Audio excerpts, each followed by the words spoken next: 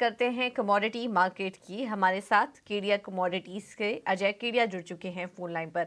Ajay, good morning, thank you so much समय देने के लिए। तो सबसे पहले तो सोने चांदी से शुरुआत करते हैं, कैसे ट्रेड लें वहां पर?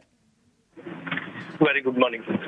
डेफिनेटली पूजा जी, कल के सेशन में भी हमने देखा गोल्ड में कहीं ना कहीं दबाव है। हमने देखा कि डॉलर में भी दबाव बन रहा है, डॉलर भी 102 के करीब है। इन्फ्लेशन के नंबर ये हफ्ते में आने हैं, वो काफी इंपॉर्टेंट है। बट सबसे इंपॉर्टेंट जो आ रहा है वो फेड का मार्च मंथ की जो कटौती है इंटरेस्ट रेट पे, उस पे लेकर कुछ कंसर्न बन रही है। सीएमई फेड जो पिछले हफ्ते 72% पे था, अब वो 60 पे आ चुका है, जिसकी वजह से सोने में हम दबाव देख रहे हैं। तो आज भी ये दबाव सोने चांदी पे जारी रहेगा, जहां पे हम 62 350 पे बेच सकते हैं। 62 580 के स्टॉप लॉस से 61 850 तक का लेवल हम गोल्ड में देख पाएंगे। वहीं अगर चांदी की अगर बात करें तो 72 550 के जब पे बेच के चलिए, 73 50 का स्टॉप लॉस रखिए।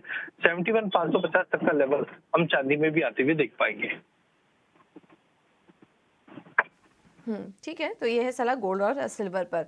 अजय, इसके अलावा क्रूड पर आपकी राय दीजिए। इस वक्त कैसे दिख रहे हैं आपको फंडामेंटल्स, क्योंकि मिडिल ईस्ट में टेंशन बढ़ती जा रही है, जिसके बारे में अभी तक बोल रहे थे कि ये चीज़ें जल्दी सॉर्ट आउट हो जाएंगी, ज़्यादा कुछ इम्पैक्ट नहीं पड़ रहा है, लेकिन अब टेंशन वहाँ पर भी बढ़ती जा रही है और लीबिया में भी सप्लाई को लेकर कुछ चिंता है। तो ऐसे में कच्चे तेल की फंडामेंटल्स आप कैसे देख रहे हैं? यहाँ से अगर किसी को मीडियम टू लॉन्ग टर्म के लिए किसी को ट्रेड करना हो तो फिर लेवल्स, किन लेवल्स पर नजर रखें? बिल्कुल, जो मिडिल ईस्ट में कंसर्न है वो बढ़ते जा रहा है। लास्ट वीक हमने देखा गोल्डमैन सैक्स का भी अपडेट आया था कि अगर ये कंटिन्यू रहेगा तो कच्चा तेल यहाँ से डबल हो सकता है। साथ में यूएस से भी हमने स्टेटमेंट आते हुए देखा कि अगर ये कॉन्फ्लिक्ट कंटिन्यू होगा तो ये बड़ा रूप ले सकता है।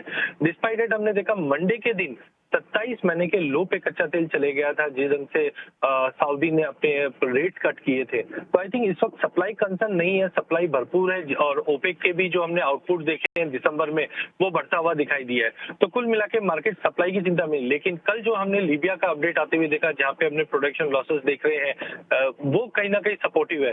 तो आई थिंक टेक्निकली भी 70 का लेवल WTI ने एक अच्छा सपोर्ट ले चुका है, 75 का लेवल ब्रेंट ने ले चुका है। डोमेस्टिक मार्केट में भी 5800 के नीचे प्राइस सस्टेन नहीं कर रहा है। इन सबको देखते हुए शॉर्ट टर्म में तो मुझे लगता है मार्केट एक दायरे में रहेगा, जो 5800 से 6200 का रेंज है।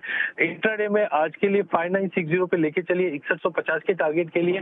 बट कुल मिला के अगले 1.5-2 महीना काफी वॉचफुल रहेगा। बट आई थिंक के 70 के नीचे WTI सस्टेन करता हुआ नहीं दिखाई दे रहा है। अगर हम 3 महीने की भी बात करें तो मुझे लगता है प्राइजेस वापस 76 77 तक WTI जाता हुआ दिखाई दे सकता है। ठीक है, तो ये है सलाह क्रूड पर 6000, फिलहाल 6150 के टारगेट के लिए आप यहाँ पर खरीदारी करके चल सकते हैं। आखिरी सवाल बेस मेटल्स पर होगा अजय, वहाँ पर मौके कहाँ दिख रहे हैं आप? बेस मेटल में भी हमने थोड़ा सा एक पैसिवेटिव मूव देखा है। कल हमने कॉपर जिंक में भी गिरावट देखी है। चाइना से उम्मीद है, लेकिन चाइना से अभी तक जो भी डेटा पॉइंट आए वो काफी खास अच्छे नहीं आए। लेकिन सप्लाई कंसर्न की वजह से कॉपर में और जिंक पे आने वाले दिनों में मुझे लगता है एक सपोर्ट मिलेगा। बट इंटरडे के पिक के तौर पे मुझे लगता है कि जिंक पे नजर रखना चाहिए, क्योंकि मल्टीपल सपोर्ट हमने 220 221 के रेंज में देखा है। तो आज के लिए 222 पे बाई कीजिए, 220-50 का स्टॉप लॉस रखिए। 224 तक के टारगेट हम देख पाएंगे जिंक के अंदर।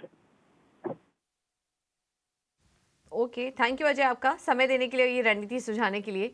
तो अगर समराइज करें तो गोल्ड सिल्वर यहाँ पर बिकवाली करने की सलाह अजय दे रहे थे आपको।